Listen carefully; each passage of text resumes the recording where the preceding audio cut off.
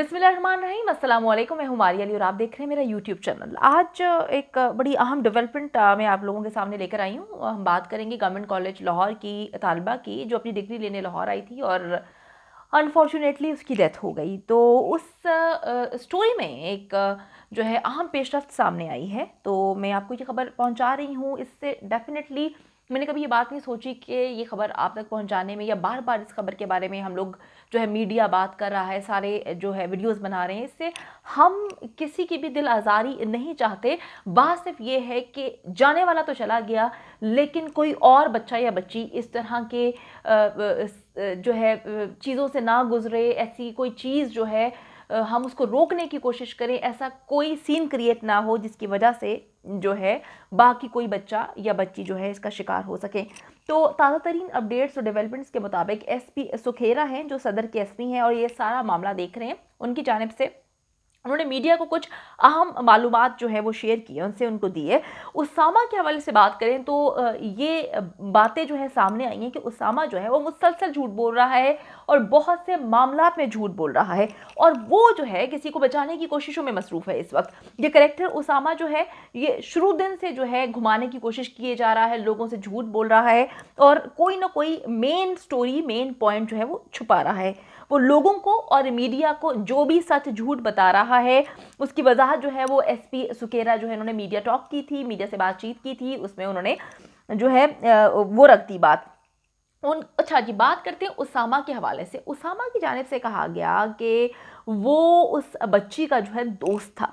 फिर उसने कहा कि जी मैं उसका दोस्त था और उससे ट्यूशन पढ़ता था। फिर उसने कहा कि जी मैं 6 साल से उससे ट्यूशन पढ़ रहा हूँ। फिर उसने ये कहा कि उसके पेरेंट्स भी मुझे बहुत अच्छे से जानते हैं। तो मुझे एक बात जो है वो समझ नहीं आ रही, समझने से कासिर हूँ कि वो बच्ची जो है इस वक्त मास्टर्स की तालिबा थी, और अगर हम 6 साल पीछे जाएं तो 6 साल पहले तो वो मैट्रिक की स्टूडेंट होगी। तो मैट्रिक में वो उसामा को क्या पढ़ाती थी? मतलब समझ से कासिर है। ये बात जो है मेरी समझ से तो बालातर है कि जी 6 साल पहले वो उसको क्या पढ़ाती थी? वो तो खुद मैट्रिक की स्टूडेंट थी। आपको मैं बताती चलूं कि उसामा जो है उसका बाप एक ट्रैवल एजेंट है, वो मुनीब भट्ट का बेटा है उसामा। तो इस वक्त जो है अपने बाप की कंपनी वो चला रहा है, और वो जो गाड़ी उस पूरे केस में जिसकी सीसीटीवी फुटेज जो है सामने आई थी, वो भी रेंट की गाड़ी थी। तो 21 तारीख को लड़की ने जो है अल्ट्रासाउंड करवाया था, जिसके बाद उसके साथ जो है उसामा के साथ उसका लाहौर जाने का प्लान बना, और 23 को वो लाहौर पहुंचे। उसामा उसके साथ था, गुजरात से ये लोग जो है लाहौर आए। उसके बाद उसामा उसे शोरकोट लेकर गया।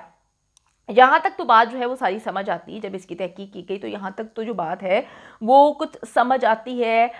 चीज़ों को समझने की हमने कोशिश की तो यहाँ तक तो बात जो है वो करेक्ट है। अब झूठ कहाँ से शुरू हुआ, कौन कौन से पॉइंट्स पे बोला गया, इस पर हम बात करते हैं। तो ये लोग जब जाली क्लिनिक पहुंचे, जहाँ पर इन्होंने 35,000 रुपये वहाँ पर जमा कराया, तो उसामा की जानिब से कहा गया कि जी हम सुबह 4 से 5 बजे वहाँ पर पहुंचे और 11 बजे तक ये प्रोसीजर चलता रहा। उसके बाद ये प्रोसीजर ख़त्म हुआ और अगले दिन जो है हम यहाँ से निकले। ये इसका सबसे बड़ा झूठ है, क्योंकि 2 बजे उनको डिस्चार्ज कर दिया गया था और इनकी कोशिश थी कि वो जल्द से जल्द यहाँ से जो है निकलने की करें। जाली डॉक्टर की जानिब से कहा गया कि जी मेरी जो डिग्री है चाइना की है, लेकिन मेरे पास इस वक्त डिग्री मौजूद नहीं, मेरी डिग्री चाइना में है।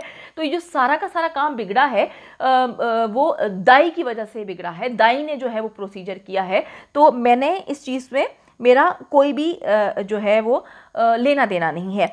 तो दूसरा झूठ जो है वो ये है कि लड़की की तबीयत ख़राब हुई तो उसको लेकर मैं अस्पताल पहुंचा।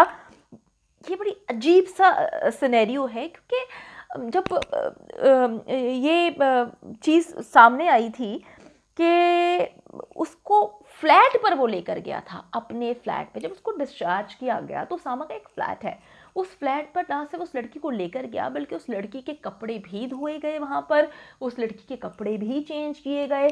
डॉक्टर तो नहीं था वहाँ पर, उनकी जानिब से कहा गया जब वो जाली क्लिनिक गए थे कि जी उसको कुछ इंजेक्शंस देने हैं, कुछ दवाइयाँ देनी है।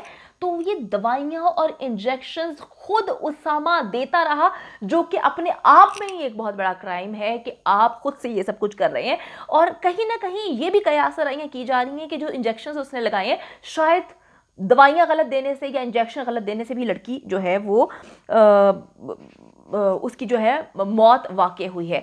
तो ये सिनेरियो बड़ा ही अजीब है। अब बात ही है कि इस लड़की की तबीयत खराब हुई तब वो उसको लेकर हॉस्पिटल पहुंचा, ये इसका झूठ है, क्योंकि 2 बजे के करीब जो है, जो हम सीसीटीवी फुटेज में देखते हैं कि ये अस्पताल पहुंचता है। उसके बाद मेडिकल रिपोर्ट जब सामने आई है, मेडिकल रिपोर्ट में बताया गया कि जी उस लड़की की डेथ तकरीबन 12 बजे के करीब हो गई थी।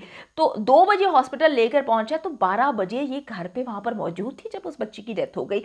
तो यहाँ वहाँ पे करती करूँ कि जी इसने यहाँ पर मेंशन किया, जब ये हॉस्पिटल लेकर वहाँ पे पहुंचा, इसने जाके कहा कि जी मैं जो हूँ ना अपना वॉलेट गाड़ी में भूल आया हूँ, आप ना इसका ट्रीटमेंट करें। वहाँ पर जाके इसने 2-3 लोगों को बोला कि जी आप लोग ट्रीटमेंट नहीं कर रहे, आप लोग गलत कर रहे हैं, इसका ट्रीटमेंट स्टार्ट करें। उस टाइम तक लड़की की डेथ हो चुकी थी और इसको ये बात मालूम थी कि 12 बजे की इस लड़की की डेथ हो चुकी है। 2 बजे हॉस्पिटल में लेके जाके इसने वहाँ पर जाके तमाशा डालने की कोशिश की है। उसके बाद ये उन लोगों को कह के आ गया कि जी भाई मेरा जो है वॉलेट जो है वो रह गया है गाड़ी में, वॉलेट लेकर आता हूँ। फिर साफ सीसीटीवी फुटेज में देखा जाता है कि ये गाड़ी में बैठता है, इसका दोस्त गाड़ी भगाता है, ये कौन सा वॉलेट लेने गया। तो यहाँ पर इसने एक और झूठ भी बोला है कि जी मैं लड़की के पेरेंट्स को बता चुका हूँ। उसने कहा जी मैंने उनको बता दिया है, लेकिन आपको बताती चलूँ कि ये भाग गया था। इसने भागने में ही आफियत जो है वो महसूस की। एसएसपी सुखेरा के मुताबिक डिफरेंट जगहों पर पूरे सिटी को, बल्कि शहर से बाहर भी नाके लगाकर इसको पकड़ा गया है, इसकी रैकी की गई, इसको पकड़ा गया। डीएनए रिपोर्ट के बारे में ये बात मैं आपको बताती चलूं कि जो डीएनए रिपोर्ट है ना, इसको 2 से 3 महीने लग जाते हैं, 2 से 3 महीने। और जब कोई हाई प्रोफाइल केस होता है तो 15 से 16 दिन में रिपोर्ट आ जाती है, लेकिन अभी 15 दिन गुजर चुके हैं इस वाक़े को, अभी तक इसकी रिपोर्ट नहीं आई। तो ये बहुत ही कॉन्फिडेंट नज़र आ रहा है कि डीएनए रिपोर्ट में ऐसा कुछ नहीं आएगा। ये बार बार ये बात बोले जा रहा है, तो ऐसा लग रहा है कि इसके दिमाग में किसी ने चीज़ फीड कर दी है। इसके वकील की जानिब से कहा गया, कुछ इतना फीड कर दिया गया है कि भाई तुमने किसी चीज़ को एक्सेप्ट नहीं करना, डीएनए रिपोर्ट आएगी तो हो सकता है जो है उसमें शवाहिद तुम्हारे खिलाफ ना आए, क्योंकि इस चीज़ को टाइम गुजर चुका है। कोई भी चीज़ जो है उसके दिमाग में ये डाल दी गई कि भाई डीएनए रिपोर्ट में जो है हो सकता है चीज़ें ना आए, तो जिस वजह से वो इनकारी है। एक बहुत बड़ा अहम और इम्पॉर्टेंट पॉइंट जो है यहाँ पर, जो कि मेरे दिमाग में बड़ा खटक रहा है, वो ये है, जो कि क्रिटिकल बात भी है, कि लड़की के भाई की जानिब से कहा गया कि जब हम लड़की को गुस्ल दे रहे थे उस वक्त लड़की के कान के पीछे जख्म था, लड़की के पीठ के पीछे जो है वो नाखूनों के निशान थे और कान बहुत ही ज़्यादा सूजा हुआ था, और ऐसा लग रहा था कि लड़की को बहुत तशद्दुद का निशाना बनाया, लड़की को बहुत ही मारा पीटा गया है। लेकिन पोस्टमार्टम रिपोर्ट में ये कुछ भी मेंशन नहीं किया गया। तो इससे दिमाग में जो है ये चीज़ पैदा होती है कि क्या ये सब लोग मिलकर किसी को बचाने की कोशिश तो नहीं कर रहे। इसी वजह से क्या जो है वो उसामा इतना कॉन्फिडेंट है कि डीएनए रिपोर्ट में कुछ भी नहीं आएगा। वो बड़े धड़ल्ले से, बड़ा कॉन्फिडेंस के साथ मुंह बना के सबको बोलता है कि जी डीएनए रिपोर्ट में कुछ साबित नहीं होगा। तो ये बात जो है वो मुझे हजम नहीं हो रही। जो लोग अकल शऊर रखते हैं डेफिनेटली उनको भी हजम नहीं हो रही होगी कि अगर उसकी जिस्म पर इतने निशान थे कि तशद्दुद किया गया है, तो वो सब कुछ जो है पोस्टमार्टम रिपोर्ट में मेंशन क्यों नहीं किया गया। अब एसपी सुखेरा ने सारी चीज़ें जो हैं वो सामने रख दी हैं। मैंने भी आपको अपनी वीडियो में बता दिया कि वो लड़का कहाँ पे झूठ बोल रहा था और कहाँ पर जो है वो किसी को बचाने के लिए सारी कार्रवाई कर रहा था। काफ़ी जगह पर उसका झूठ साबित हुआ है। उसने अपने फ्लैट में उस लड़की को जो है इंजेक्शंस भी लगाए हैं। तो ये सारी चीज़ें जो हैं हमने साइड पर रख ली, लेकिन जो मेन मुद्दा उसके घर वालों ने, लड़की के घर वालों ने उठाया वो ये है कि लड़की को तशद्दुद का निशाना बनाया गया था और इसका किसी भी पोस्टमार्टम में जिक्र नहीं है। और इससे ऐसे लगता है कि शायद किसी को बचाने की कोशिश की जा रही है।